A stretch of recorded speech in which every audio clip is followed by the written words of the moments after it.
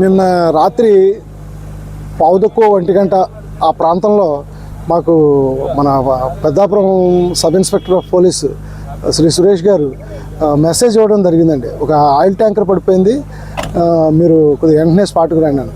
వెంటనే ఇక్కడికి రాగానే ఆ ట్యాంకర్ టొలీన్ అనే హైడ్రోకార్బన్ అని తెలిసింది.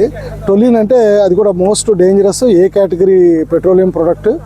దాని ఫ్లాష్ పాయింట్ 4 degrees.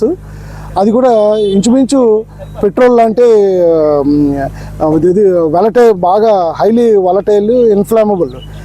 దాంతో మనం వెంటనే ఏమైంది ఏంటని చూస్తే ఆ ట్యాంకర్ పడిపోయి ఒక ఎలక్ట్రికల్ పోల్ మీద పడిపోవడం జరిగింది. తర్వాత అక్కడి నుంచి లీక్ అవ్వడం, ఆ టొలీన్ అనేది ఏరోమాటిక్ స్మెల్ వస్తుంది బాగా. అది ఎక్కువ పీలిస్తే ఇరిటెంట్ కూడా, హైలీ ఇరిటెంట్, కళ్ళు ముక్కు అన్నీ కూడా ఇరిటేషన్ వస్తుంది. కాబట్టి మేము వెంటనే ఫైన్ స్ప్రే, తర్వాత అది ఆయిల్ లిక్విడ్ కాబట్టి వెంటనే దాన్ని ఫోమ్ కూడా ఇవ్వడం జరిగింది.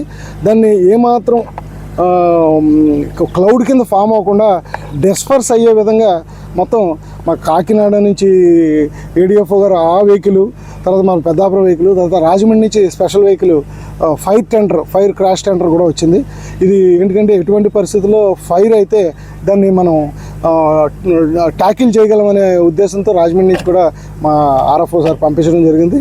కాబట్టి ఈ 3 వెహికల్స్తోనే మేము దీన్ని దాదాపు ఫైర్ అవ్వకుండా చూడగలిగాం. ఉదయానికి అందరూ అన్ని డిపార్ట్మెంట్ వాళ్ళు రావడం జరిగింది. అలాగే ఫ్యాక్టరీస్ ఇన్స్పెక్టర్ గారు తెల్లవారుజాము 4 వచ్చి ఈ ఆపరేషన్స్లో పాల్గొన్నారు. అలాగే ఏవైతే కంపెనీ తాలూకు సంబంధించిన టొలీన్ ట్యాంకరో అది కాకినాడ పోర్ట్ నుంచి హైదరాబాద్ వెళ్తుందని తెలిసింది. వాళ్ళు కూడా వచ్చి ఇప్పుడు ప్రస్తుతం ఫైరు ఆపడం జరిగింది కాబట్టి, దాన్ని అసలు ఫైర్ అవ్వకుండా చూసాం కాబట్టి దానిలో మిగిలిన ఆ టొలీన్ని వేరే ఎంటీ వెహికల్ తెచ్చి అందులోకి ట్రాన్స్ఫర్ చేస్తున్నారు కంప్రెసర్ ద్వారా. అది సేఫ్గా అవుతుంది. మనం చార్జ్డ్ హోజెస్ పట్టుకుని రెడీగా ఉన్నాం దాన్ని ఫేస్ చేయడానికి. వితిన్ ఇంకొక 2-3 అవర్స్లో ఆ ట్యాంక్ పూర్తిగా ఖాళీ అవుతుంది. దాదాపు అది 22 tons కెపాసిటీ ఉన్నది. నియర్లీ ఒక 10 to 12 tons అది గాలిలో కలిసిపోవడం జరిగింది లీక్ అయ్యి.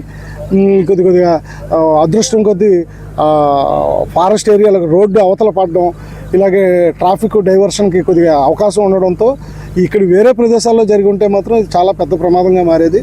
ఇక్కడ జరగడం ఏదో పబ్లిక్ సేఫ్టీ, పబ్లిక్ కానీ ఎవరికి ఏ విధమైన ఇది కలగలేదు, నష్టం కలగలేదు. ఇది తదుపరి చర్యలు మన సీనియర్ ఉన్నతాధికారులు వస్తున్నారు, వారి చెప్పిన ప్రకారం మిగిలిన యాక్షన్స్ అన్నీ ఉంటాయి.